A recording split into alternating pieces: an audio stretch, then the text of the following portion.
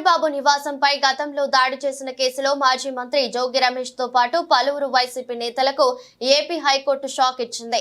ఈ కేసులో ముందస్తు బెయిల్ కోసం వారు దరఖాస్తు చేసిన పిటిషన్ ను కొట్టేసింది. దీంతో 2 వారాల పాటు తమ నేతలపై ఎలాంటి చర్యలు తీసుకోకుండా ఆదేశాలు ఇవ్వాలంటూ వైసీపీ నేతల తరపున వాదిస్తున్న లాయర్ కోర్టుకు విజ్ఞప్తి చేశారు. సుప్రీంకోర్టులో అప్పీల్ చేసేందుకు అనుమతించాలని కోరారు.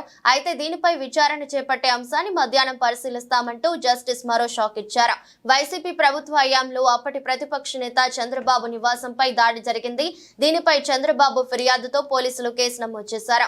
తాజాగా ఈ కేసు విచారణకు రాగా అరెస్టు నుంచి రక్షణ కోరుతూ మాజీ మంత్రి జోగి రమేష్, టీడీపీ ఆఫీసుపై దాడి కేసులో లేళ్ల అప్పిరెడ్డి, తలసిల రఘురాం, నందిగం సురేష్, దేవినేని అవినాష్ తదితర వైసీపీ నేతలు కోర్టులో ముందస్తు బెయిల్ పిటిషన్ దాఖలు చేశారు.